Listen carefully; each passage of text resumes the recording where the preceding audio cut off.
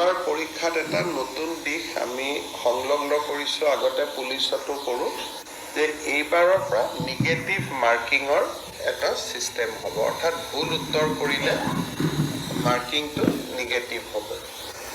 সেইদিনাখন মই ফেচবুকত কৈছিলোঁ, তাৰপিছত আপোনালোকে বহুতে প্ৰচাৰো কৰিছে। এইবাৰৰ যিটো পৰীক্ষা, ই অলপ খুব এটা চেলেঞ্জিং এক্সাম হ'ব, যে পাৰ্টিকুলাৰ এটা ছাবজেক্টত 11 লাখ পৰীক্ষাৰ্থী পৰীক্ষা দিব।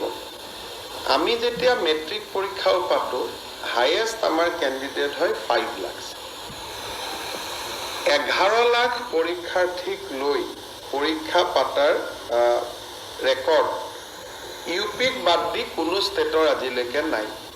কাৰণ ইউ পিয়ে কোনোবা পৰীক্ষা 18 লাখ কেণ্ডিডেট হয়, তেওঁলোকৰ জনবসতি বহুত, কিন্তু অসমত 11 লাখৰ কোনো পৰীক্ষা আজিলৈকে কেতিয়াও কোনেও অনুষ্ঠিত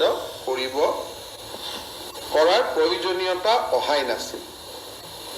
এইবাৰ আমি নিযুক্তিত এটা দিশ আছিলে যে এইবাৰ আমি ফিজ লোৱা নাছিলোঁ, অৰ্থাৎ পৰীক্ষা দিয়াৰ কাৰণে কোনো ফৰ্ম ফিল আপৰ কাৰণে কোনো মাচুলৰ প্ৰয়োজন নাছিলে, সেইকাৰণে নাম্বাৰটো বাঢ়িলে। দ্বিতীয়তে ফাৰ্ষ্ট পৰীক্ষাটোত যিটো এটা মানুহে ট্ৰান্সপাৰেঞ্চি দেখিলে, স্বচ্ছতা দেখিলে, যে দুখীয়া ল'ৰা ছোৱালীয়ে নিযুক্তি পাইছে, সিও প্ৰেৰণা যোগালে। তাৰ ফলত 11 লাখ কেণ্ডিডেট হৈ গ'ল। মই ইমান আশা কৰা নাছিলোঁ। পৰীক্ষা পতাটো আমাৰ বাবে এটা খুব চেলেঞ্জ হ'ব।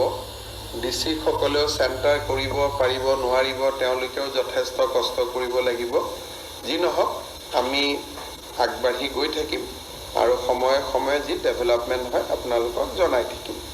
পুলিচ, শিক্ষক বা হেল্থ ডিপাৰ্টমেণ্টত প্ৰব্লেম নাই। প্ৰব্লেমটো অকল এই গ্ৰেড 3 আৰু গ্ৰেড 4ৰ পাৰ্টিকুলাৰ দুটা ছাবজেক্টতে আছে। আমি আজি আপোনালোকক মই নিমন্ত্ৰণ কৰিছিলোঁ